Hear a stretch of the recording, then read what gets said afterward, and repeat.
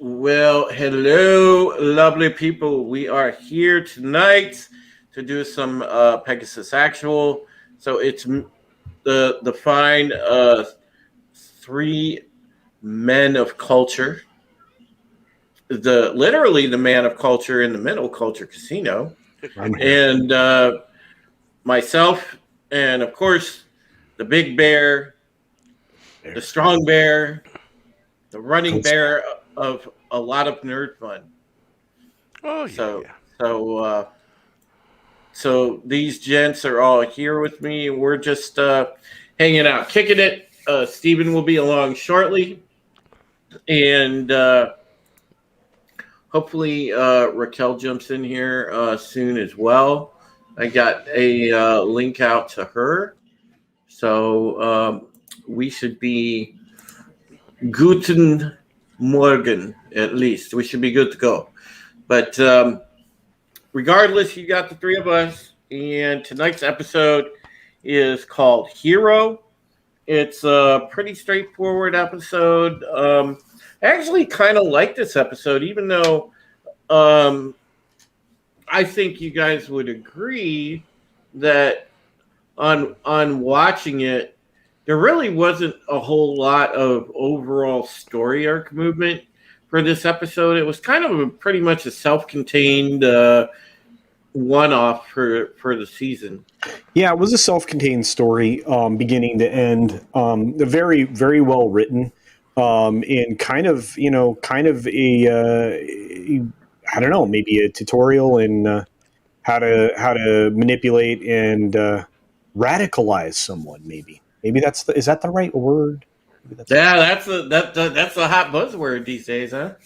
But what's funny about it, culture is, yeah, the episode was. I know it was directed by Michael Reimer, and he's super good. He directed a lot of really killer episodes on this, and the other EP, David Icke, actually wrote this episode, and and hey, look, this was actually pretty good. This was essentially like, you know, the soldier that gets left behind enemy lines. He gets sent for a mission that's almost an impossible mission, but he survives, gets captured, and comes back pretty bitter. So that's what basically the story is. So let's get into right before our opening credits, and we kind of see like they show the recap from last week. It kind of you see like Adama and Ty having some tension, because we saw that Ty was pretty effed up, him and Starbuck, and so Adama basically didn't confine Ty to quarters, but Ty is like, yeah, you won't see me again. So Ty's been hanging out in his quarters, sulking, and so then we get into the episode where cut to Colonial One. Victoria is showing Rosalind a painting of Baltar, and it kind of looks like they're cleaning the shit out from Colonial One from the previous administration.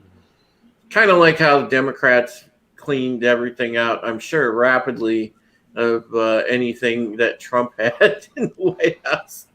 They're doing that essentially with this, where Rosalind is in a hurry to get any vestiges of the last administration out of Colonial One. Yeah, nothing like going down memory lane and finding a dossier, Yeah, and yeah, she finds a dossier from when she first arrived. In it, there's a picture of Adama and Ty the Battlestar that they served on previous to Galactica, and Is it the Battlestar Valkyrie, right? it was the Battlestar Valkyrie. And when we get into a little more about the Valkyrie later on, guys, Valkyrie in this episode, it was a really cool ship model. I don't know if you guys caught how cool it is because it was really kind of unique looking. Because to me, it reminded me of like a sleek sort of like almost like a almost a cross between like a stealth Battlestar and it was definitely more like a smaller Battlestar, like almost like um like a scouting class, but it still had firepower. You could tell, but but it was very sleek. I don't know. Did you notice that culture? Yeah, I liked most all of the ship models in this show were incredible. The miniature artists were very talented because they used both practical and digital effects. Oh But yeah, primarily, the ship models were physical, and so when you saw something like that, it was lovingly cared for. All of it was very unique looking, no doubt about it. I liked a lot of those the different generations of Battlestars being reflected in this because I mean essentially we have seen or will have seen in this show four different generations of Battlestars. So I yeah. always love to see that in the show and again I mean it gives you a kind of a passage of time, right? Which the Galactica is very old. Pegasus is very new. So you can tell the difference in the style and everything else. Their functions are all the same, but the way that they're constructed, it's how we learn and how things evolve. I love that, and you're right. This was very unique ship for sure. Yeah, it was cool. It was definitely a cool looking ship for sure. Um, Want to say what's up to the chat real quick this evening. You got Mercale, Emperor of Corruption, aka Lopter the Demon King. He always pops up in the bounding chat, supports all of us. So he's a good dude. Storyman Jack, great to see you, brother. Nice to have you dropping by. And CJ, of course, as always, the CJH man. CJ, dude, it's coming up on a long ass time that you and I have been friends, man. It's been a minute, dude. So I'm glad that you're here. Brightest Day, of course, is popping in. Man, Brightest Day, you were in my stream this morning, like when I was deep awake at like 4 a.m. my time, just streaming Ghost Recon Wildlands, and you were up in there. So I appreciate that, dude. You are such a huge supporter, man. Yeah. Appreciate Seeing brightest day everywhere. CJH is making a resurgence everywhere. Each and every one of you guys, we really appreciate you. Roof Korean story, man. Yeah. You guys really make it. You really do. Raquel, Storyman Jack, Roof Korean. Yeah. Hey, look, you're even in their Culture Casino. Wow, yeah. Oh yeah, I am. There's Parrot Head, CJH. There's the shit. Brightest Day. Mm-hmm. We appreciate you coming out and chat and hanging out and have fun with us. Hail, Parrot Head. Hey, so I found this real quick over here. This is that's a model that I found, and I got the link stacked. Check that out. Then there's this one. I think this is a clip from the show or one of those artist rendering of the scene from the show. Well, this see, put it back on that model, Bear. Yeah, see, with this, when you look at it, the Pegasus obviously was huge. The Pegasus was like mad huge. Galactica is probably medium sized. Galactica is definitely bigger than this ship too. I mean, but this ship, look at the fighters coming out. They're small compared to the rest, but you compare this size compared to the Galactica and the Pegasus, jeez. Well, this is very much like a recon Battlestar. This is like almost like a stealth type recon Battlestar, which is weird because, well, I guess it was newer than Galactica even before the start of the Second Cylon War, because They created the Mercury class just about right before the start of the Second Cylon War, or at least got them into production. So, I mean, I'm not surprised.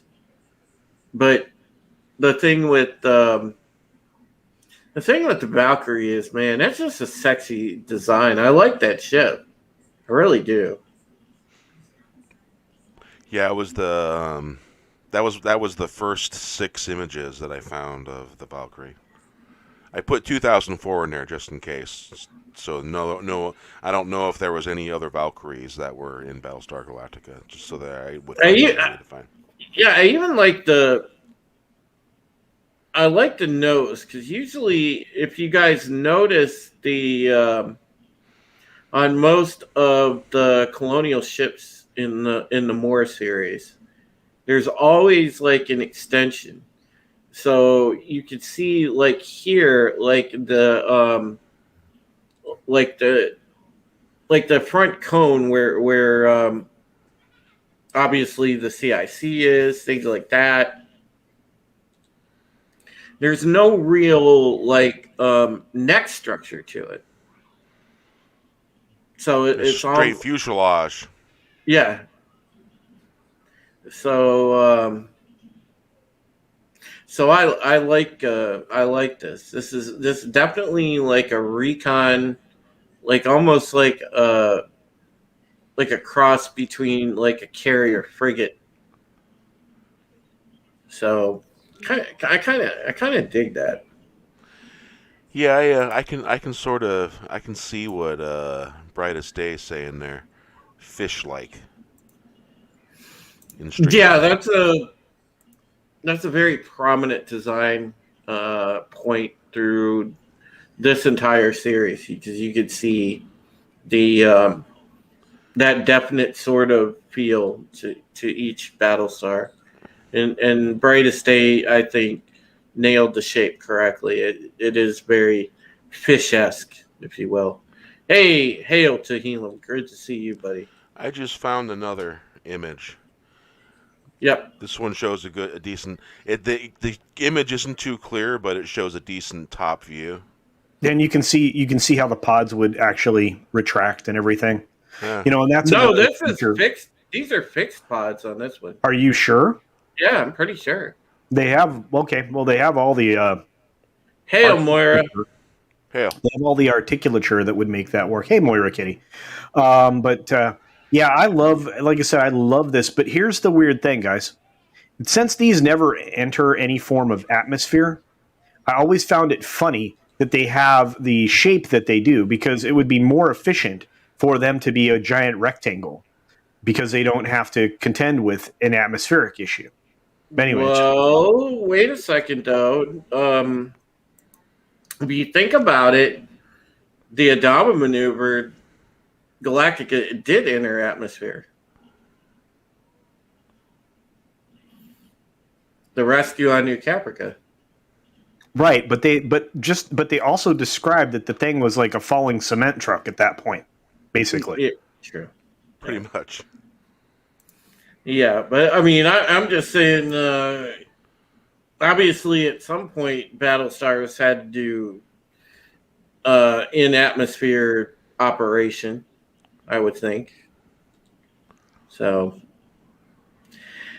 anyways, as getting back to before our opening credits here, Rosalind mentions that Adama would be celebrating his 45th year in the Colonial Fleet. So then we cut to the Galactica. Hilo sounds action stations as Adama walks into the CIC. Duala reports that there are 3 raiders incoming. Cat and Starbuck are on the cap. They notice that the 2 raiders are firing on the 3rd. They take out the 2 raiders. The 3rd raider closes on Galactica. Suddenly, everyone hears Cryptor, Cryptor, Cryptor. This is Bulldog. It is identified as coming from the raider. Adama orders everyone to hold their fire and get down to the hangar deck. In the hangar deck, Everyone gathers around this raider. A human climbs out. Adama walks over to him. The man salutes, and Adama returns it. The man wants to know if it's him. Adama acknowledges him and welcomes home Bulldog. And then, of course, we go to our break and our opening credits.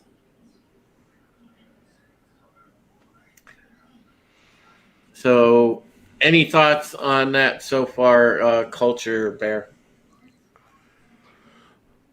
Well, again, I mean, in setting that this is a self-contained story, I mean, you have everything that you need to establish this character as somebody that Adama knows, and that obviously he was thought lost, et cetera, et cetera. So all of that is established right away.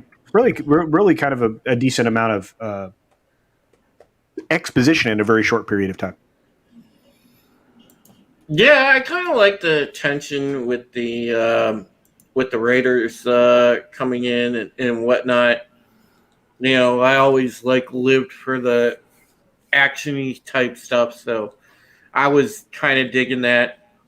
Having it kind of chuckled to me having Cat and Starbuck, the cat fighters on on Cap together, which was funny in itself. But knowing the show, but yeah, I mean, I thought it was quite interesting. Well,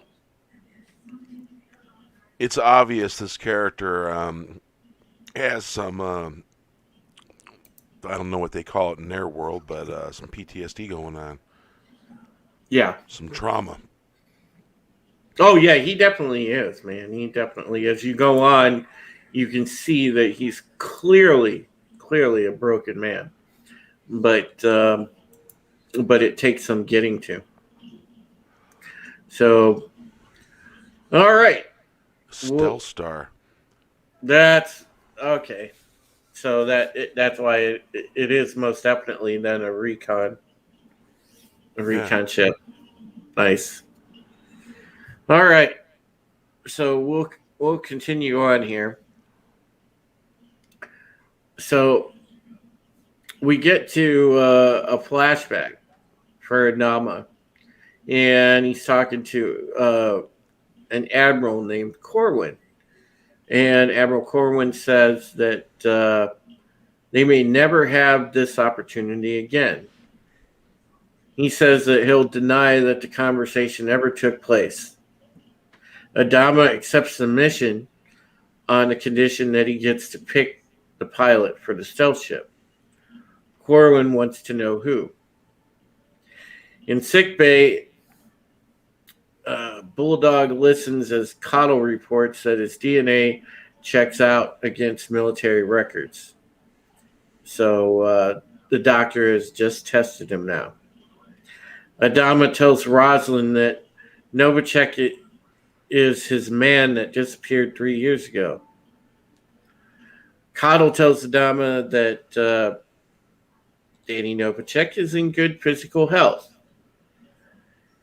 In Adama's quarters, we see Bulldog just chowing down. I mean, he's going at that meal like a madman. Adama wants to know how he escaped. After a snarky remark about not liking the accommodations, he explains that he noticed the Cylons were getting sick and he wasn't. He sat back and waited. And we cut into a flashback for Bulldog now, where you can see Novacek doing push-ups in his cell on the Cylon ship. A sick number 3 model walks around until she gets too close, and he attacks her and kills her. In his quarters, Adama and Novacek explained to Rosalind and Tori that a year before the Cylon attack, they were on a Black Ops mission. They were doing recon on a mining operation that was suspiciously close to Cylon space. So, any thoughts on it so far? Well, there's definitely a little air of mystery around this character, for sure. Um, what was it? Bulldog was his call sign, and Yeah, his name's Danny Novacek. Daniel Novacek, Mm-hmm. and he was picked for the Stealth Star mission. Mm-hmm. Yeah, a lot of mystery behind this character. It basically it creates a lot of questions. Everyone watching this episode's wondering what this guy's been doing, and everyone everyone all the characters in the show is wondering what's going on with this guy. And of course, Rosalind, she doesn't seem very trusting. Of course, she never really is until she No. gets a feel for it herself. Yeah, she's she's very suspicious, and for good reason. But yeah, I think we can. We pretty much nailed it. I think we can move on. Yeah. Yeah, absolutely. Um, you know, it's just so convenient that this guy just shows up out of nowhere, though. And see, that's the thing that we're going to start getting into here. So we go to another flashback for Adama.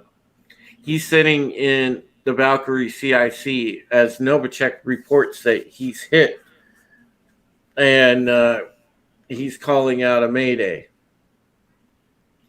Adama and Novacek claim that miners shot down Novacek, but Novacek didn't make it back to the Valkyrie. Adama says that he made a bad call. Rosalind points out that Novacek somehow survived to be picked up by the Cylons. Rosalind asks that Tori and Danny Novacek leave. She then asks Adama what really happened, because Rosalind has a very keen sense of how to read Adama. He says she'll have to trust him. She leaves. Then he knocks something over. So meanwhile, we go to Deanna Beers, and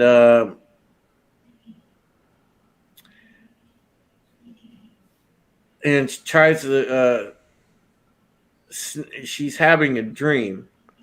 She's trying to sneak around the Galactica. Marines spot her and corner her at the end of line. She asks why, and then she's shot. Very strange dream. Yeah, she wakes up. Wasn't she wearing a white robe? Yeah, I'm pretty sure. Yeah, and she wakes up. And she's in bed with Baltar at 6, and she gets up and kind of walks off. I mean, how lucky is Baltar right now? He's in bed with 3 and a 6. Yeah, he's banging away at a 3 and a 6, man. I mean, that's a hell of a love triangle right there, boy. That's either heaven or it's hell. That's a combination of both, but boy, it's no man's complaining about being in the middle of Lucy Lawless and Trisha Helfer. Okay, right? Yeah, but at the same time, I mean, it's fairly empty in that relationship. Oh yeah, dude. Obviously, it's a physical thing mainly, but I mean, Caprica 6 and Baltar have a little something, but as far as the 3, I mean, she's just joining in for kind of the experience, and you can tell it's very much more just physical. There's a little touch of, I guess, the whole quote unquote polyamorous thing, because that's when polyamory was just starting to really become the big fad. Okay, so basically, as she gets up and walks off, we cut back to Galactica. Adama goes to see Ty in his quarters. He tells Ty that Danny Novacek is alive. Ty wants to know why Adama is there. Then he realizes why. Adama gets mad and leaves because Ty kind of rubbed it in his face a little bit, especially about Novacek. And that is the end of Act 1. And then, of course, we go to commercial. So what do you guys think?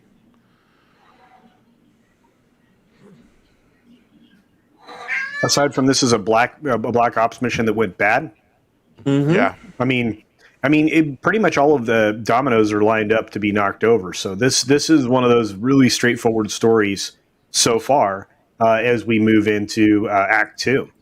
You have a soldier that was abandoned behind enemy lines. You have Adama and Ty still at odds with each other. And you have Ty realizing that Adama doesn't know how to. He's seeking counsel, even from a friend who he recently dismissed. So it's very interesting. Yeah.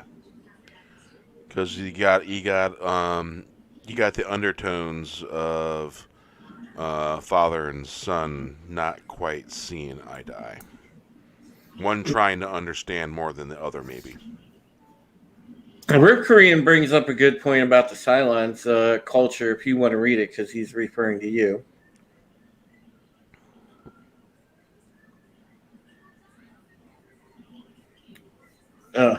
Culture's probably taking a bite of a salad.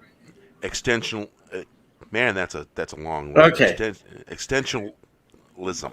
Roof Korean says, at Culture Casino, I think the show is trying to imply that the Cylons are discovering existentialism.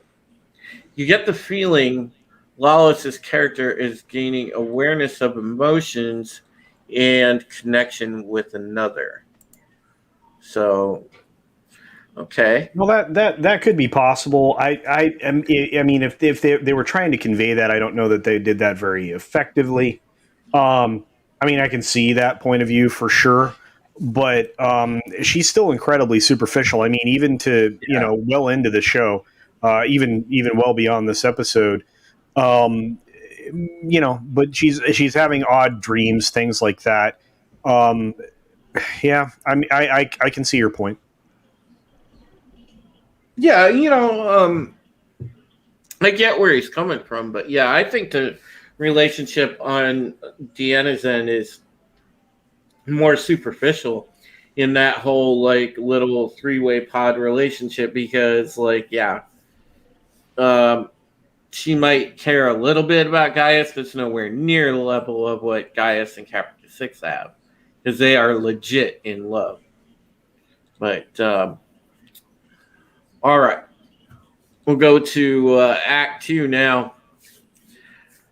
So we're back to Saul, and Saul Ty is sitting there in his quarters looking at his gun as we start seeing him be thinking of Ellen as well.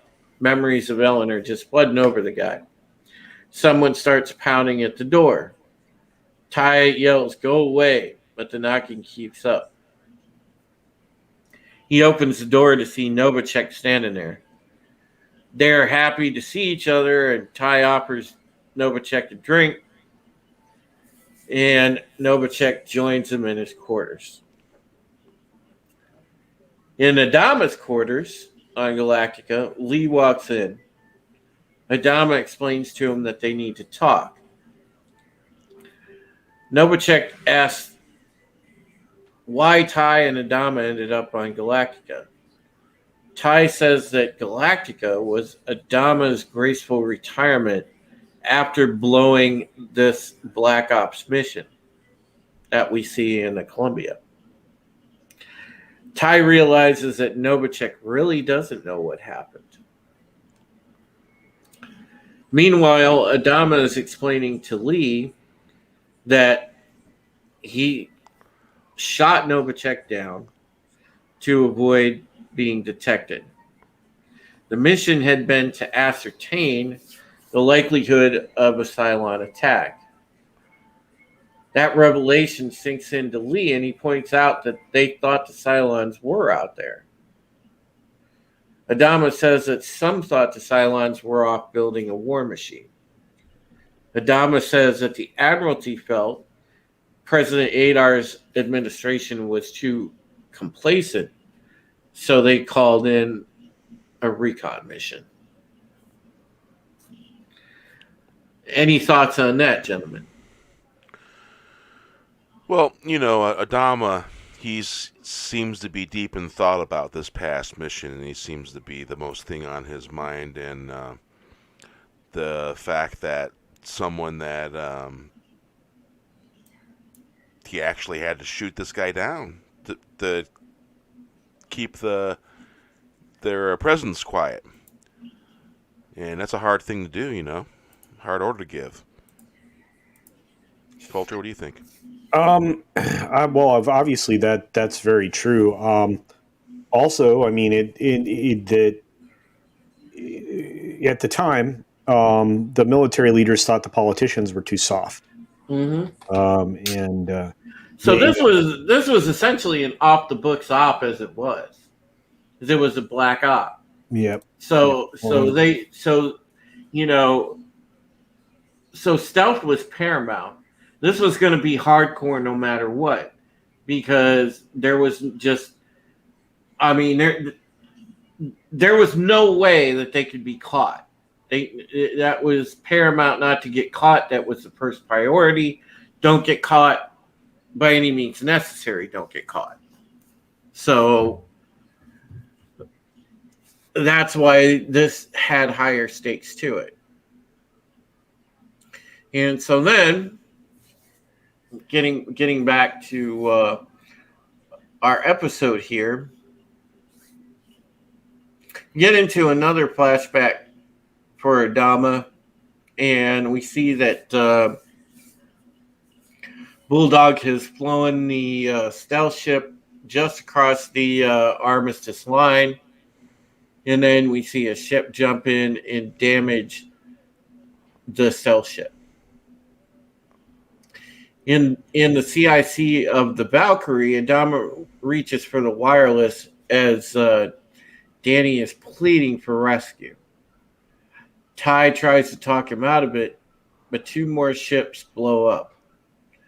Adama launches a ship-to-ship missile to destroy Novacek's ship and destroy the evidence of the Armistice breach.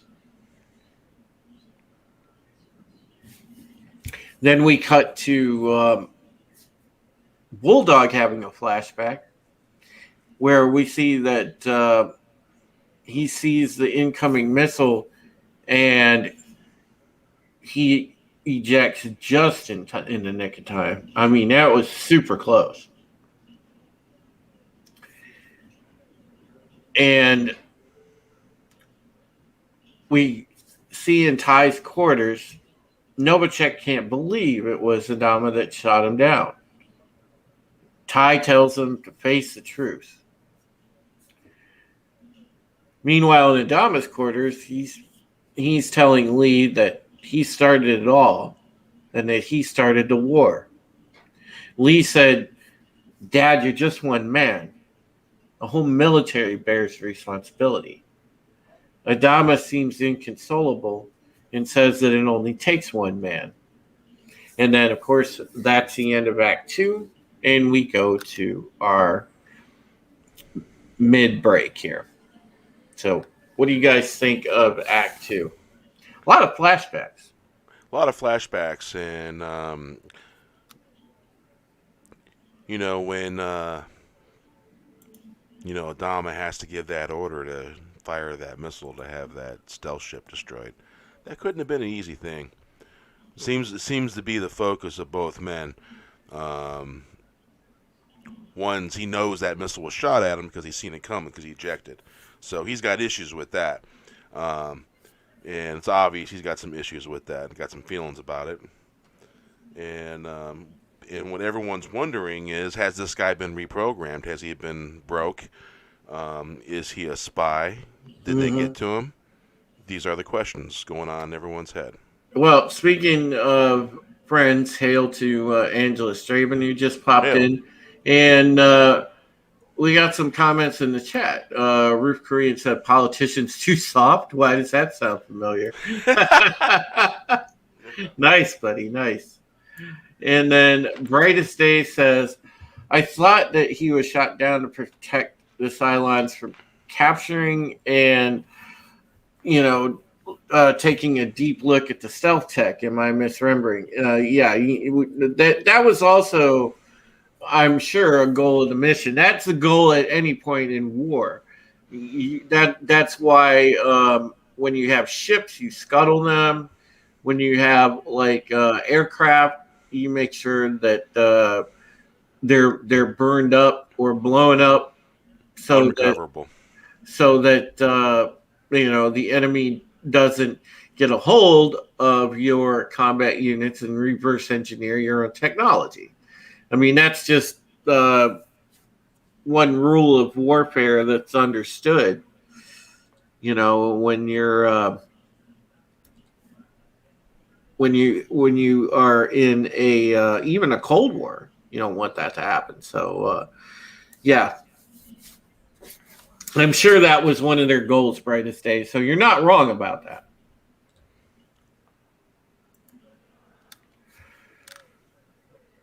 Any thoughts, Culture? I think that's probably a good analysis. You don't want to lose the ship to an enemy. You also don't want there to be evidence that you broke the armistice. I mean, let's be clear. I mean, military thinking is 100%. That kind of thought process. Yeah, absolutely. Especially if you're running a stealth op. Yeah. Not very stealthy. Gotta cover your tracks. That's right. All right, so we get into Act 3 now. Back on the base star, Caprica 6 asks Deanna if she's had more nightmares. She wants to know if it is about Baltar. Deanna says that she thinks it's from God. Deanna orders the Centurion to kill her. She has a puzzling series of visions. She wakes up in the rebirth chamber. Back on Galactica, in the pilot's ready room, Kara notices that the Cylon Raiders deliberately missed Novacek as she reviews the gun camera footage. Show Novacek doing push-ups. In his quarters, Adama gets a call from Novacek. Adama said that he's on his way.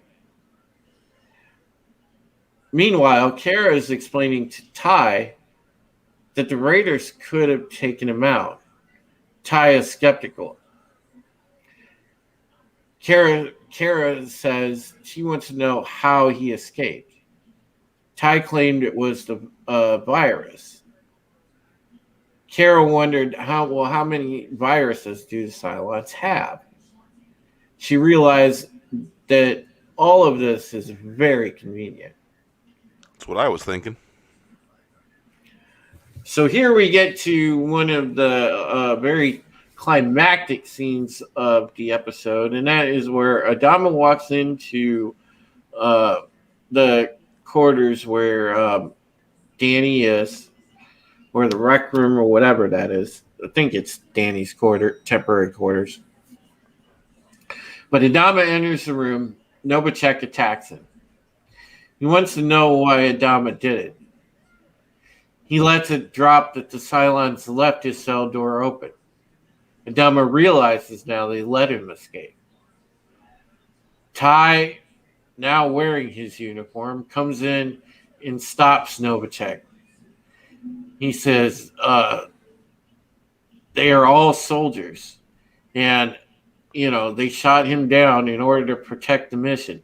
And God, Michael Hogan had great acting in this entire scene.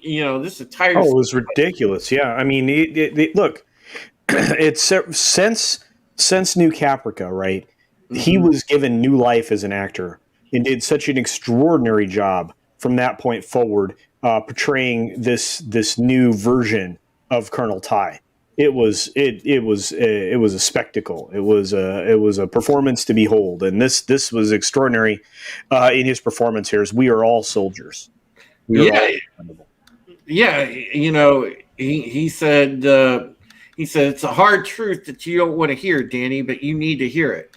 And he explained that he explained to him dead to his face that they shot him down. And he tells Novacek that he needs to figure out why the Cylons let him go and face the truth that the Cylons wanted him to get away. And he tells Novacek right there. He said you almost gave them what they wanted. You know, you they wanted you to be bitter. They wanted you to come back and look for vengeance. And yeah, this entire sequence was just great. Even the fighting, like Ty showed some fighting ability, man. Hmm. He really did. It's the quiet ones sometimes that get you. Yeah, Because Ty doesn't say too much, and when he does, it's normally because he's pissed, yeah. or he's insanely smart and pissed at the same time. And got something to say. But he whacked him a good one with that pipe, whatever, and then Ty tells him, he says, "Stay down."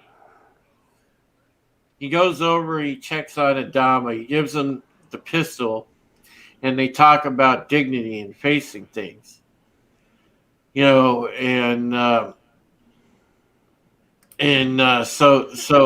Adama, God, uh, Edward James Olmos with some of the lines, man, and the way he It did. was snarky the way he said it too. But he said, "So how do you put that bottle away, Saul?"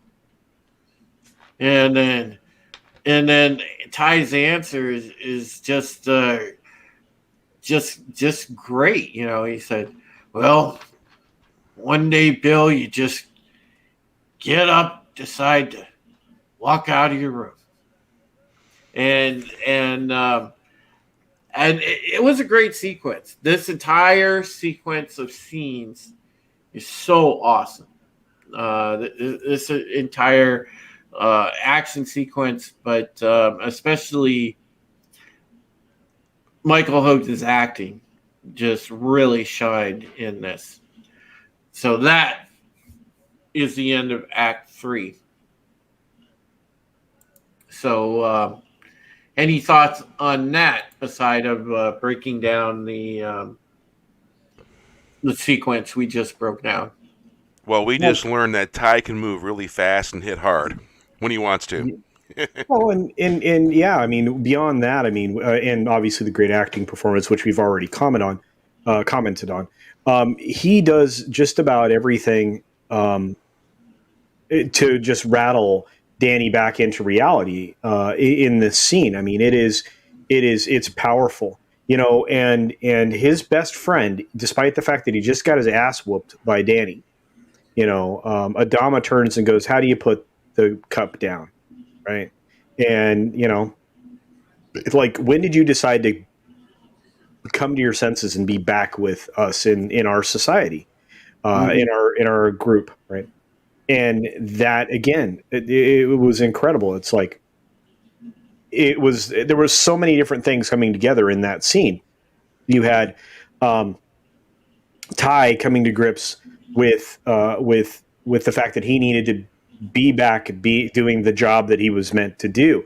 You had Adama coming to grips with the fact that he sent a man to his death, and it's something that is just part of the job that he was given.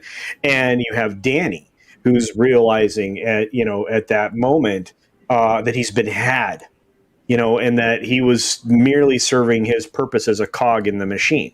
and that he was almost turned against the very machine that he intended to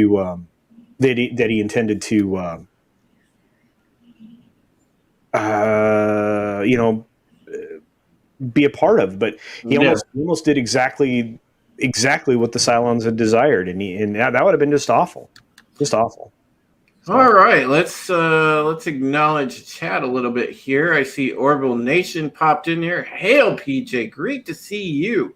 Machiny 90, great to see you, my friend. Just another red shirt. Hail. Yeah, just another red shirt. Great buddy. Love hanging out with just another red shirt. Good to see you in here, bud. And of course, we have Ben Bird Person that stopped by. He's hanging out, and Justin Normie, who was on with us last week. And he says, "Hey guys, I loved Valkyrie. That was a great episode." Yeah, it really was, Normie. Really was. So yeah, very enjoyable, and we're still getting near the end yet.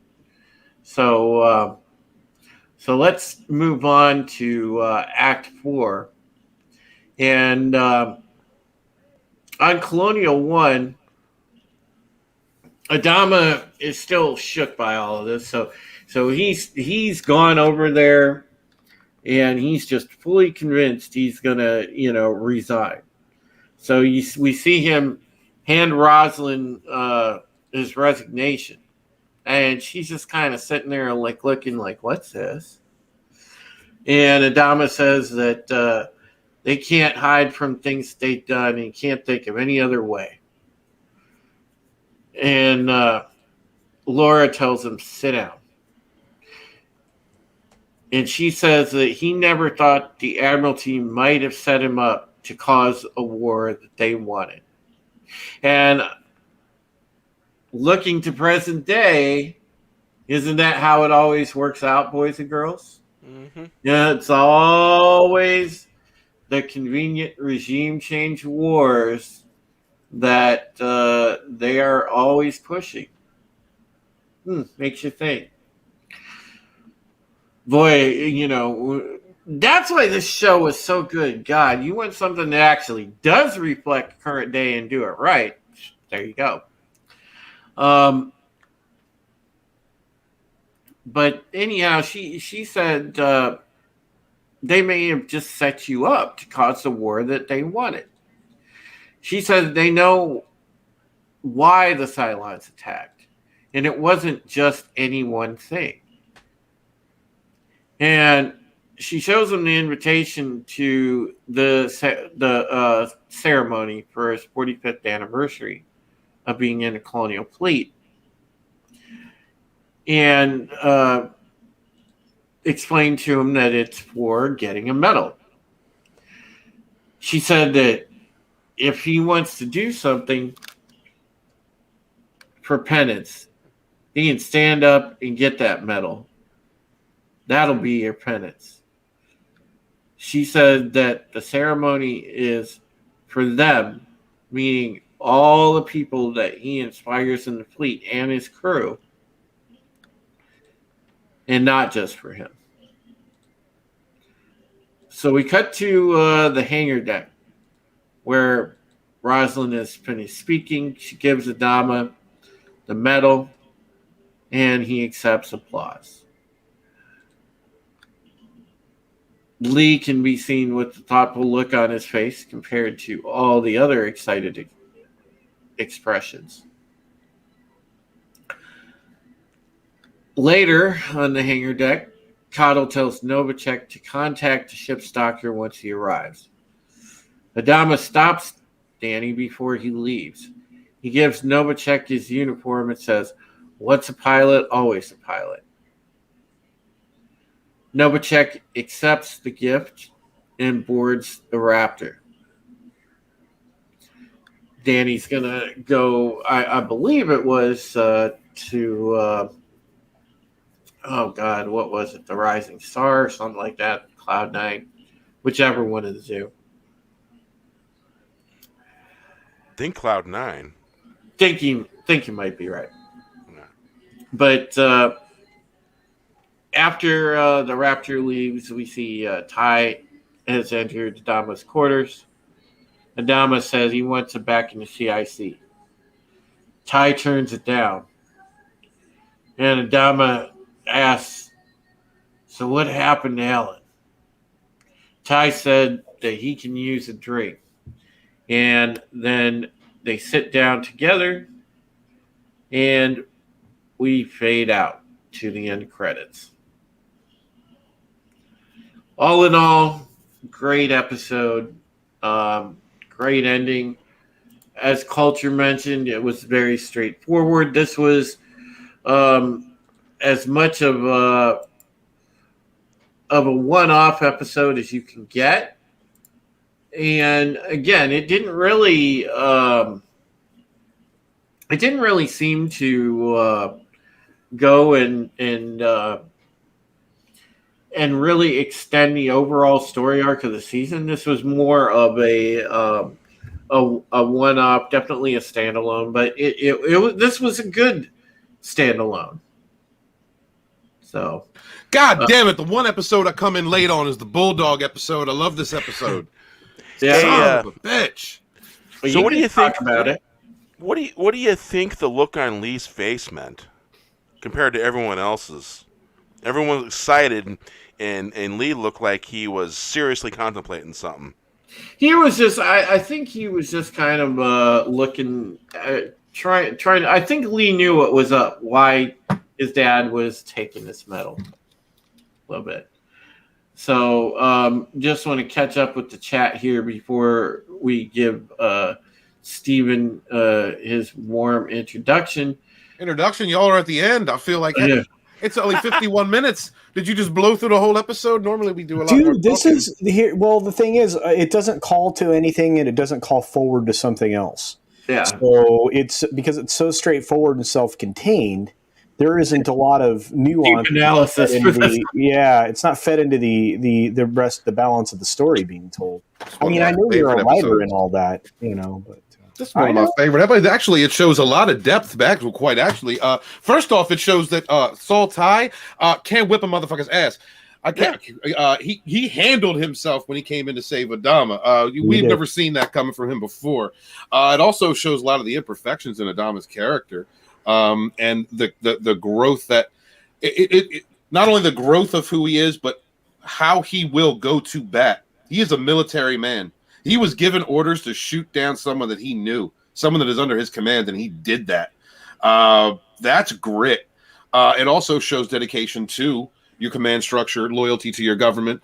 And he was ready to quit over this because of the difference in who he is between that time and the person he has become as the second in command, the military leader of the last of humanity. Mm-hmm. Actually, I think this episode brings a lot to bear.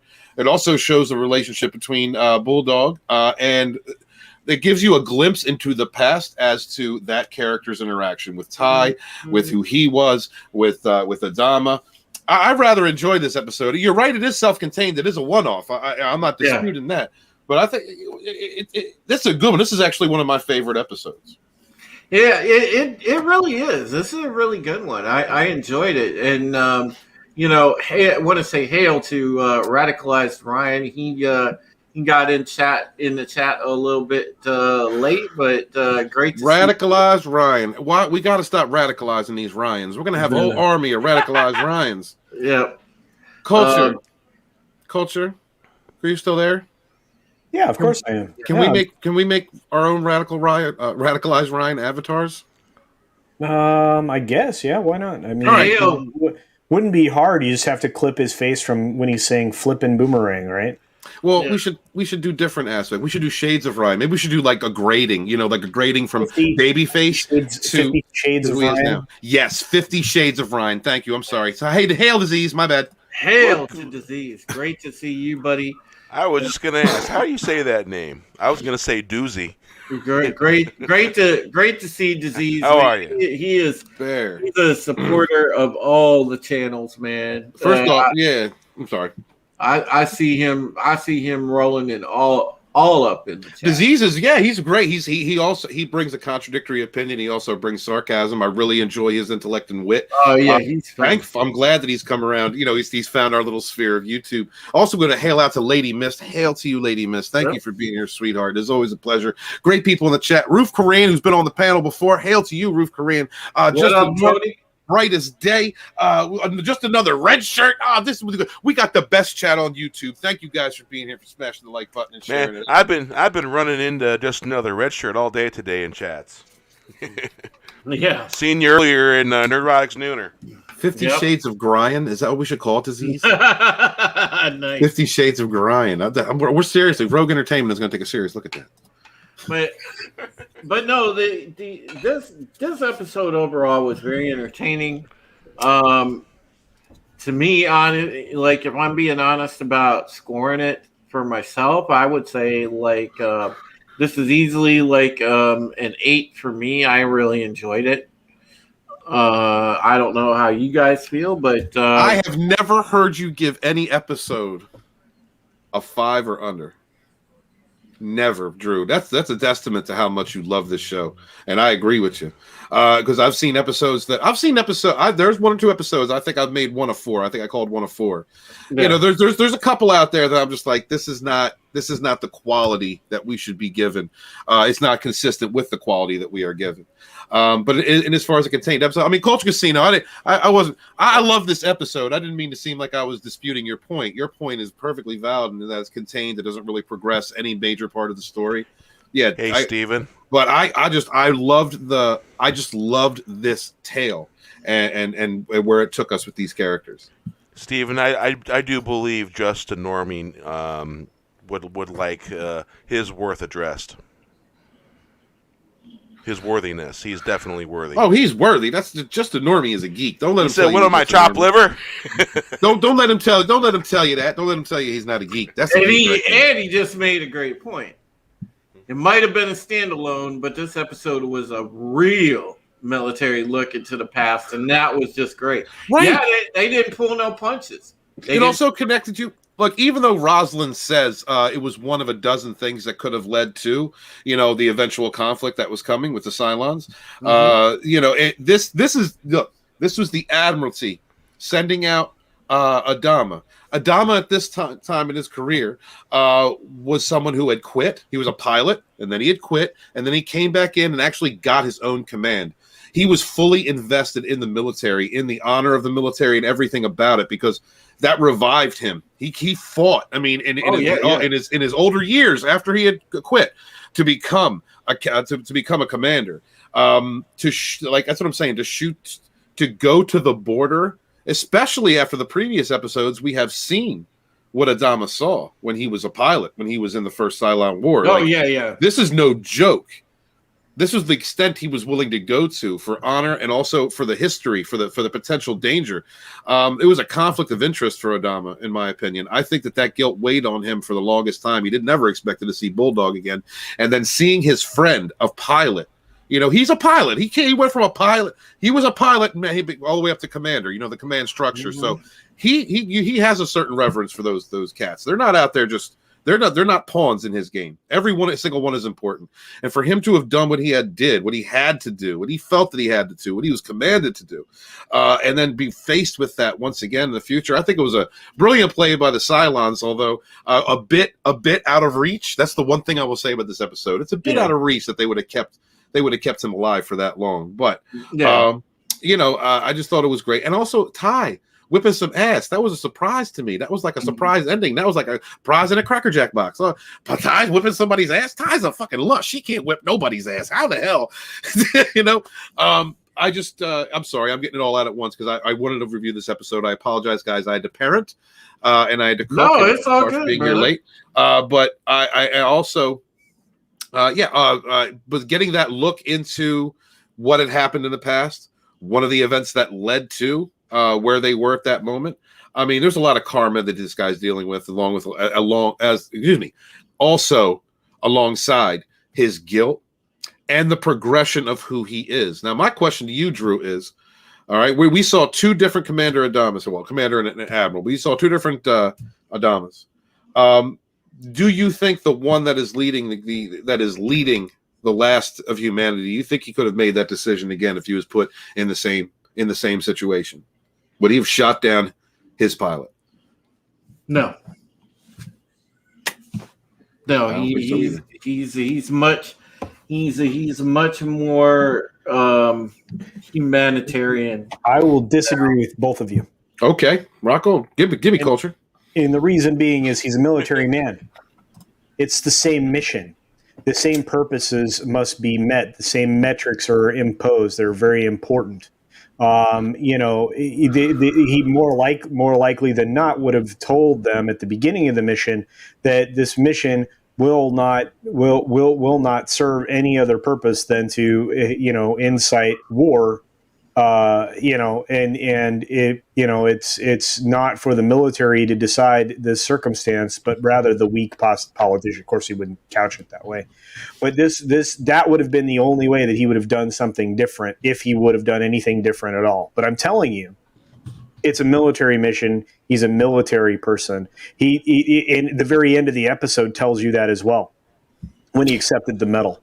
So you can't take away somebody's primary motivation when you just talked about him being a pilot and understanding the role of a pilot in a battle, in a war, et cetera, et cetera.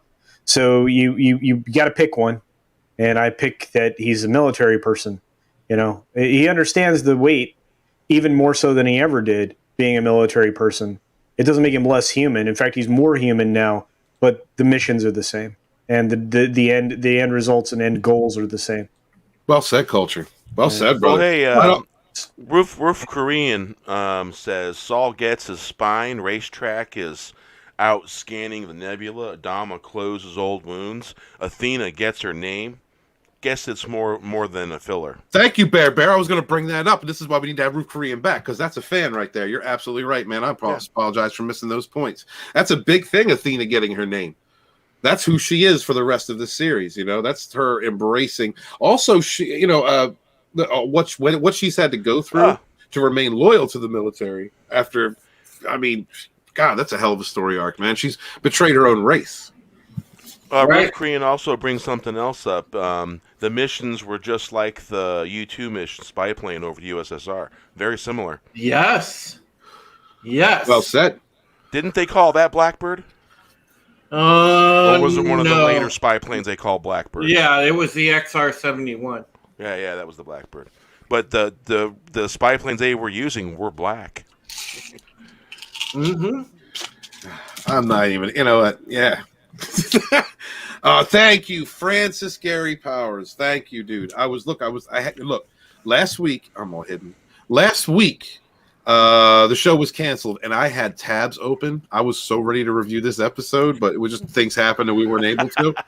I was ready to go, and then this week, I'm stuck making pizza. The fucking oven. I had to fix my oven to feed my kids, so that's why I was late. I'm very sorry, guys. I hate missing this show. This is one of the best shows and one of the best chats on YouTube. We get a chance here to review good modern myths, to review something that's been unspoiled by woke ideology, wasn't changed, wasn't perverted, wasn't distorted yet, until they make another one, and hopefully that'll be good. But a great show. I'd also like to give a shout out to my boy Drew. Drew and I are going to begin covering. We're going to be Deep Space Nine. Deep Space Nine. We're going to do a Deep Space Nine show with DJ Odyssey. He's another person in the community that's been around for a while, as long as I can remember. He has great Trek knowledge, and I can't wait to bring him in and show you guys just how much knowledge this man has. He's goofy. He's funny. He wears costumes. He's a geek. He's a nerd, but he knows Trek, and I love my fellow Trek fans. So I'm looking forward to that. What, Culture? Why are you looking at me like that? Deep Throat 9? Yeah. Oh, you hate DS9? No. I misheard you, I think. Oh, you're playing. I'm talking about Deep Space Nine. I'm talking about Captain Motherfucking Benjamin Lafayette Sisko, the most badass. I thought you were gonna go hang out over at Wes Moody's, Tuesday Star Treks where they have the porn parodies and stuff. I misunderstood. Now, I did not actually. I need to stop by Wes Moody's channel now because I didn't know he was doing porn parodies now. Yeah, but I was there when he was covering the Vic Mignogna series. But yes, Roof Korean, we're gonna start off from season 1 and go through the entire thing. And the interesting thing is, I can't wait to see the Defiant again because I love the Defiant. It's my favorite friggin' Starfleet ship, and it is the motherfucking Pip and the Ben Cisco. Look, I love Defiant. But my favorite is the NCC 1701A. That is my favorite. Well, the refit. I like the reef. That's my second favorite is the OG. There's nothing like the Enterprise, the original Enterprise. Man, the Defiant is a straight up hot rod battleship. Yes, it is. The Defiant's badass. I'm not. Yeah. It's a hot rod. It's the hot rod of mixed with battleship. Well, right. It's mixed like that. It's like all engine. Love it. And the furthest they've ever gone with creating a battle type ship is I can't think of the name of the class, but it's not really a military ship. It just has a few more weapons and armaments and the Starfleet is an exploration fleet. They do have military power. I mean, let's face it. Kirk's ship had enough firepower to destroy a continent. That's what the NCC 1701. That's the power that had. But still, these were ships of exploration. The Defiant was the first in a series of ships that were made for battle. There's a distinction there that I love. Well, see, hey, you remember the song "Better Stop Driving That Hot Rod Lincoln"? That's kind of how I think of the Defiant. It's a hot rod mixed with battleship. Yeah. Well, every time that song plays, I think of the Defiant. Well, because you know how big an engine was in a 1968 Lincoln Continental, 468. Yep. So I think of I think of the. If you think about it, man, the Defiant, it's got ship wrapped around the engine. Yep. Kind Hot of. rod. Yeah. Well, it's actually ship wrapped around guns. That thing was like mad. Well, that too. So Disease says the Red Dwarf is better than the Enterprise. I'm unfamiliar with that. Is that? Bro. I'm unfamiliar with the Red Dwarf. I've never actually watched the Red Dwarf. I think I've only seen clips here. Disease, should I watch that show? I guess you're co-signing that, but I think Gary says that the Red Dwarf has been good. Yeah, good episodes. Yeah. See, I'm not comparing battle. I'm not comparing overall. I'm talking about sleek. I'm talking about beauty. What it means to me. What it meant to the impact that it had, the Enterprise that had to our cultural fabric. I mean, this is, as a Doctor Who's got its place, and they're the OGs. And I'm no disrespect to my Whovians out there. I'm not one, but I'm a Trekkie. And that ship, what that series, what that show meant.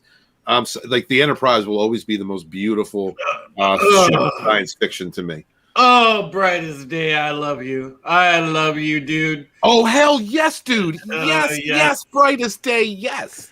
Hey, they're refitting the A-10 Warhogs, I hear. Nice. Yeah. Well, they got to keep them bad boys around, man. Everybody knows that sound. Yeah, dude. Oh, hell. Dude, okay, are we looking forward? Isn't there a Halo movie or series coming out? I've heard whispers. There's a Halo series, but it's looking like woke. No, please tell me that ain't true. 10 episodes, and it's going to be on Paramount Plus, and it's crazy woke. No, not Halo. Halo don't need to be woke. It doesn't need to be. They already done said it's going to be deeply political. No. Yeah. I hate it too, my friend. Do they mean political intrigue? No. Hold on. Do they need political intrigue? Like they're talking about? I did an article on it a couple weeks ago. I know. I probably didn't read the shit. I'm sorry. It's all right. Year of the woke polarization. Yep. All this shit, man. They're gonna keep doing all this shit to us. But see, I want to tell you guys in chat, when you start watching this Deep Space Nine, review and retrospective we're doing, the cool thing about that is you got to remember the writer's room on Deep Space Nine is what spawned Battlestar Galactica. 'Cause That's right. so many of these people came straight over to Galactica, boom, when they was done with Star Trek. So you got to remember, you know, Deep Space Nine had a very direct effect on Star Trek. Oh yeah, well, oh, absolutely, and it also And Battlestar. right, and it also came from the Bible of one of my favorite runs of science fiction, Babylon 5. The correlations are aplenty. There is no denying that the people that put together DS9 took many of their stories, many of their characters from Babylon 5. I love Babylon 5. There ain't nothing that can. You know the control idea in STD? Oh God. Well, they took that from Babylon 5 because there's a control mechanism in Babylon 5. Yeah. Oh, see, I just you can go back, look at one of the late editions, and we covered the first talking about episode. Epsilon 3? The planet that it's orbiting? Is that what you're talking about? The machine with the keeper? No. That was good. Control was like the enemy, and okay. It was people within Earth Force that wanted to have more control and less aliens. And, you're talking about that's fourth season. Okay. Yeah. And Control is mentioned first time, I believe it might have been season 2 the first time, but it was mentioned several times. And it's a story plot that develops over the seasons. And, yes. We covered the pilot episode of Babylon 5 in my channel. Now, I know people that love Firefly, Ruth Korean. I know people that love that show. I've never watched it, but who was I going to talk to? Oh, never mind. Go ahead. Brightest Day says going back to BSG though, and listen, Brightest Day, I appreciate this comment because man, I'm a huge World War II buff, and I love carriers and I love battleships. And when I got all that stuff mixed into one, oh man, it was great. This is BSG would be you took a modern day carrier, mixed it with the Arleigh Burke missile cruiser, an Arleigh Burke missile frigate, more man, yeah. I mean, it has the power of a battleship. Yeah, it's crazy good. So Disease says he used to watch Babylon 5 a lot. Look, there is no relationship like Jakar and Malari. Londo Malari and Jakar are the best frenemy that becomes friendship in most of science fiction. I would say it's one of the best tops here, and I loved how they translated that into the Star Trek universe with Quark and Odo. I liked Jafar too. I thought it was really good in Aladdin. I thought it was a good villain. Culture done lost his mind tonight. He lost it. Yeah, is you all right? Did you all right? Did you use a different kind of conditioner today? I love you, brother. Yeah, I should probably watch Firefly. I never did because it was only one season and it stopped. But like I said, man, I've known a lot of people that love that show. You know how you correct that? You haven't watched Firefly? Take your arm real loose like this, and then you smack yourself, and then go watch Firefly. Damn, it's like that. See, that's what I'm saying. People that love Firefly love that. It's good. It's basically like a Western in space. Yeah, it is. It's space Western, for sure. Yeah. That's exactly the way to do it. I'm just not a huge Joss Whedon fan, so yeah, I mean, Firefly is about to be I guess the best Whedon thing that there ever was, essentially. Yeah. Terry Rose said fire fart. Man, that's messed up. Let's see. You were talking about destroyers, just ignore me. Yes, Fletcher class destroyers pretty much played a huge hand in winning World War II. So yes, destroyers do deserve their props. So I will not slander destroyers. All right. Oh, so Brightest Day says the Easter egg in Serenity shows up in the first part of the miniseries Yeah, it does. You can when see it Rosalind flying. first gets her diagnosis. Yeah. Yep, you can see it flying above. So, all right. Well, let's. We got all the scores out of the way, I think. So let's go ahead and. Well, I haven't scored. I'm same as you. I'll give it 8. I didn't don't give score. any 8s. That sounds like a personal issue, Steven. Yeah. Well, damn. I ain't scored in a minute either. Sorry, man. I couldn't help it. Steven, if you would have just kept up with your sandwich delivery service. That's fucked up, Culture. It wasn't about that. The sandwiches were going to a bad place. Yeah. No, I'm not going to expound on that, guys. No, it's not going to happen. I was getting late for a while. Now I'm not. Peace. Yeah, that's what happened. It happens. All right, look, guys. Let's be real. Let's be real. All right. Sometimes you run into droughts. You know, for you single guys out there, shit. Even some of you married ones too. You go through droughts. You go through droughts for a while, and then you get some. And when you find that water in a hole, you drink that shit up. And when it's gone, it's gone. Man, listen. Look, I got a friggin'. I'm feeling bad because listen, I'm in about a 2-week dry spell. I hate it. Drew's like, I got him in a 2-week. He's suffering. Drew is clawing his way through the Sahara right now. It's been 2 weeks. Beware the Drew. Yeah. All right. So, and hail to your grandfather for his service, Rook Korean. Yeah. Serving on one of those great Fletcher class destroyers, DD 650 USS Caperton. Hail to him for sure. All righty. Well, Bear gave his score. Culture, you gave it yours. We got all our scores out the way.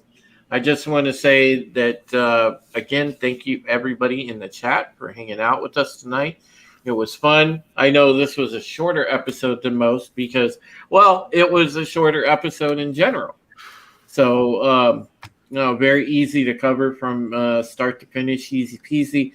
No real deep dive and discussion on this one. You know, we broke it down pretty much as best as we could for what you can get out of this. But it was a great episode to watch. So, hey, you never turn that down. That's messed up that Wookiee got his notification, really. Didn't even get a notification for the show. And this is the first time we're done in like less than an hour. Yeah, I know. That's a shame. Yeah, sorry, Wook. That sucks. Love you, Wookiee. But yeah, absolutely. Hail to you, Wookiee, and thank you for your ongoing and continued friendship and support, my friend. I don't get the score though. Yeah, I thought you did. No, I didn't score. You guys made fun of me because I said I needed to score. See, here comes Culture. I'm waiting. What's the score, Steven? Oh, thank you. Well, I'm going to a 7. I give this one a 7. I'm sorry. You came on here saying SOAB, and then you give it a 7? Yeah. Okay. Just because it's my favorite, one of my favorite episodes doesn't mean, or my favorite stories. One of my favorite stories in this series doesn't mean that it, it was spectacular. And as far as what we have got, what we have been given thus far, and what I know we're going to get into the future. And how many future ex-wives were highlighted in this episode? 1? No. That's a travesty. I don't know, man. Kara and Kat were flying the cap. Yeah. They're like for like a minute. Man, you're a simp. But Gaius is a lucky bastard. Is all I'm gonna say. You're jealous of my you're jealous of my man tail. That's what it is, Culture. Because you don't look good in ponytails. That's what it is. You're jealous. Hey, Terry Rose says, "I'm glad there are adults on this stream." Yeah, no. Oh, there are. We're all. No. Yeah. No, I have some adult pictures, but no. Speaking of which, Steven, I remember we've had this conversation. Men don't pull their hair back for but 2 reasons. Oh, mm-hmm. Yeah. One of them is riding a motorcycle. Yeah, the other one's looking cool. No. Yeah. No, it's a different kind of riding. It's a different God. What a Only jerk. free you should get with that one as a fan, right? You remember, we're radicalizing culture. This is what happened to Ryan. Ryan was sweet when he came into the community, and then he started growing facial hair, and now he's people love me. People love me. he said, "People love me." People love me. You're right. Breaking out the assless chaps. Assless chaps. No, thank you. Thank you guys for being here and putting up with us. Watch Are we this going on crap, comics? maybe. Who's coming on comics tonight? I am. I'll be there. I will be on Comics Division stream. Good. So make sure that you guys Pick on Culture Casino tonight. so you guys make sure that you catch us over there this evening. I'm sure I'll be there. Culture will be there. Steven will be there, and we'll be talking about a variety of good topics tonight. Obviously, we'll be talking about the fallout from yesterday with. Are we really going into that? Yeah, we're going to talk about that, and then we're going to talk about a variety of other things. Comics has some great stuff lined up, so catch us on there, and that'll be pretty fairly shortly. So, Pretty fairly shortly. 57 minutes from now. Yep, pretty fairly shortly. If you're looking to kill time, I'm probably going to go hang out over with Mandy Summers and congratulate her on 4,000 subscribers. Yep, and yeah, folks, I am probably going to jump off here and get something to eat because while people have been munching away, I'm the only one that hasn't. Before we go, Brightest Day brought something up at the 28 aftermark.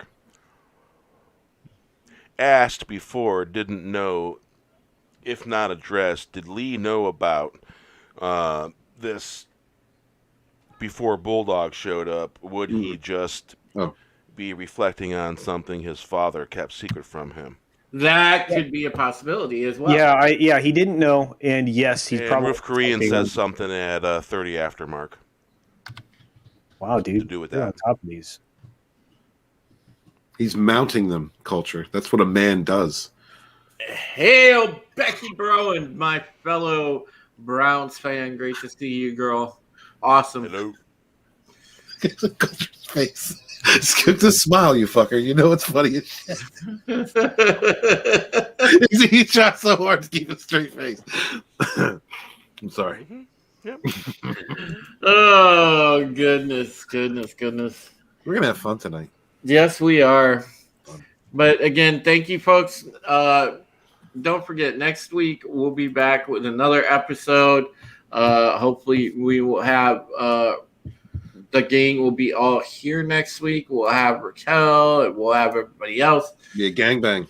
And we can knock it out the park. But I know for one thing, myself, I'll be there. Culture will be there. Steven will be there. And we'll be giving each other shit like we always do. So you can count on that. Give a special shout out real quick to Will Gentry, who is in rehab right now. Hail to him. Good to see him. Barrett and I hung out with him last night, watched the Snyder Cut, had a great time. He's in good spirits. So hail to this wonderful community of people who, when we're not inundated with work, we look out for one another. And that's the culture that I love about this community, the greatest chat on YouTube, and all of the people who supports all of our channels. Hail to you, and we rise together. Yeah, I mean, remember, folks, we look after one another. Be our brothers and sisters keeper. We look after one another like family. We really do. And that's one thing that I think sets us apart from a lot of communities across the internet is how tight-knit we are and how we actually really do look after one another and let our actions speak it. So that's what happened. Oh, go ahead. No, please. That's what happened with the Snyder Cut. That's what happened with the fundraiser that happened with the Snyder Cut. Regardless of what happened, I know we're going to go into it in the next show, and I'm sure everybody in the community kind of has an idea what happened. No matter what went down, that's the takeaway.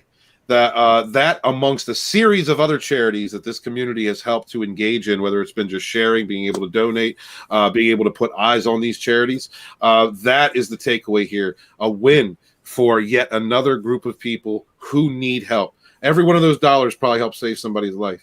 Thank the gods for all of you and everybody who helped participate, everyone who shared. I am proud of the entire Geeks and Gamers team. I'm proud of everybody that was involved with that. It doesn't matter. Does not matter at the end of the day, other than the fact that these people, our community, a community that has been scorned by Hollywood, by entertainments, that has been forced once again to find another refuge because our geekdoms were used as platforms to label us and divide us, that we came together once again and we have done good things.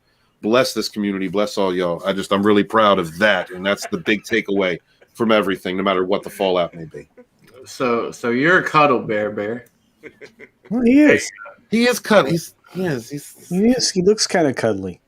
Yeah. He's a Care Bear. You know, I want to say, by the way, folks, I bite every now and then, but not bad though. Make sure on this channel, I put up a new video today. If you guys kindly get the time to watch it, you know, I talked about what happened last night on the charity stream, and also the fact that really and truly, there's a much more bigger issue in play than just you know, thinking about like, did Zack Snyder diss Geeks and Gamers, or you know, did something like that happen? There's a much bigger issue in play, and I hope that by watching my video, maybe you can understand that. Thank you for that, by the way. And as we will go around the horn and let these gentlemen go ahead and promote their stuff, starting with Bear Nerd Fun. Well, you can catch me at Bear Nerd Fun, and there will be a special edition of the Fourth Wave Reunion this coming Saturday. If I do believe it's 5 p.m. Eastern Time, right, Steve? Am I invited to that? No. Oh, I'm sorry. Yes, 5 p.m. Eastern Standard. I was speaking and it was muted. Yes, 5 p.m. Eastern Standard Time. 2 Pacific. Hey, we all do it. Drew, I might drop you a link. I just want to start the show off with the original 5, and we'll go from there. Yeah. Oh, and you'll see that that is the thumbnail behind me for the show. Right there, sporting that there. Yeah. Mm-hmm.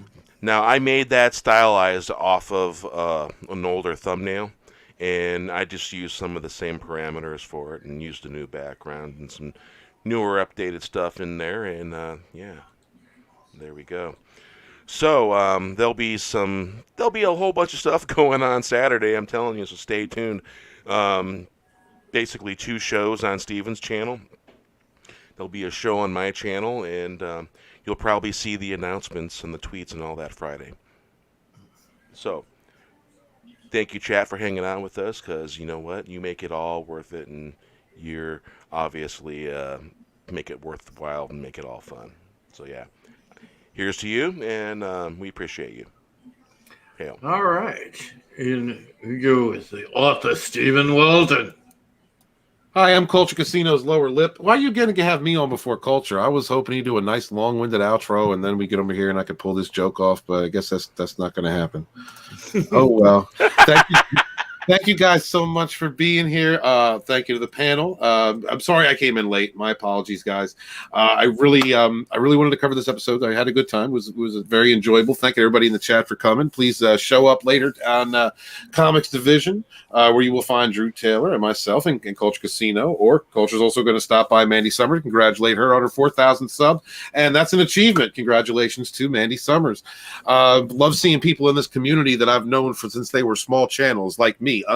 Not even monetized, just a few hundred subscribers, maybe even less, and how far we have all come in this community. And whether or not I still get to speak to you guys or sit at the same table or we just have the time to interact, I am still proud of each and every one of you in this community that has built up so many good things and will continue to do so. This community that has expanded well beyond my ability to know everybody in it. And that's a wonderful thing, because that means I'm meeting new faces, new creators, new voices coming out all the time. And that's beautiful. beautiful. An explosion of creativity, talent, opinions, and people looking out for one another, people helping to raise each other up. This is what we have built together. This is what all of us, all of my brothers and sisters in the chat, all the different channels in the Fandom Menace and around it, the Fandom Collective, where, no hashtags required. All of us, this is the culture that we have fostered together, helping each other out, having the ability to debate, having the ability to have a different opinion. And it's a beautiful thing. So thank all you guys for being so supportive of this channel. For my boy Drew, let's try and get him to 1,000 subs. You can share the link to his channel. That would be great. Can't wait to see y'all later. I will be on the Fourth Wave reunion on 5 p.m. Eastern Standard Time on Saturday, and then Rogue Entertainment afterwards. Might go a little ham, one or two of those. Then you're going to see me on Sporkin' News Podcast after that on The Dump, and then you will see me on Bear Nerd Fun later that night. Thank you guys for supporting Rogue Entertainment, all of our affiliated channels, and all of our friends, good friends like Supreme Heretic. I am author Stephen Walton, the Fandom Menace historian, your historian, born in the chats of the High Council with my brothers and sisters, fighting for our modern mythologies. Wash your hands, wash your ass, be good to each other, yet suffer no fools. Peace. Peace. And we go to the wonderful, the cultured, the beautiful haired Culture Casino. Thank you, each and every one of you, for attending this evening. We love to talk about the things that we love, like Battlestar Galactica, amongst many other types of fandom that exist here in this community. You guys are the ones that make it happen. Be aware that we are starting to roll out the new products for author Stephen Walton. This one will make it out to you very soon. Author Stephen Walton's Vanilla Scented Ball Soap. It is primarily for enema aftercare, although it makes a very lovely bath, considering these are, originally were bath salts. They've been repurposed. So you might enjoy them. This one is vanilla scented. There'll be many more on the way. And I just want to say that we all have to support Stephen in all of his endeavors. This is one of the ways that you can go about that. It supports a habit that, starts with black coffee and ends in a toilet. So anyway, thank you so very much this evening. We really had a lot of fun. I love to talk about episodes that are good, episodes that are bad, or anything in between. But with Battlestar, we didn't get a lot of bad episodes. No. Thank you so very much for being here, guys. As Bear said, we wouldn't be here without you. And be sure to check out Drew's new video. It is worthwhile. And if you get a chance to see us over on Comics Division's channel after this in about 45 minutes now, please do so. We'll see you over there. Have a great night. Harry Rose, I do not smoke bath salts, and Culture Casino is full of shit. Well, that's because I don't partake in those enemas that you talk about. You're such an asshole. What has happened to Culture Casino? He's been radicalized, Drew. Dude, this community has radicalized. You led me right into it. That's the best setup I've ever had. We're all assholes. All right, we're equal opportunity assholes here. Okay, but listen, folks. Again, thank you so much for hanging out with us tonight, spending an hour checking out some Battlestar. This show will always have a place for Battlestar. You guys can come here. This is your Battlestar source. I am keeping this fandom alive for you, the Battlestar Galactica fans. Drew Taylor is your nerddom dealer. So, yeah. Get your fix. There's a reason. Hey, listen, there was a reason why I had the third biggest fan community when the show was actually on air. Yes, sir. I mean, that's truth. I mean, you want to talk about being a super fan? I was a super fan. You are not only a super fan, sir. You, unlike Culture Casino, have two lips. But no, again, thank you, folks, and we will catch you next week. Till then, take care of yourselves. Wash your hands.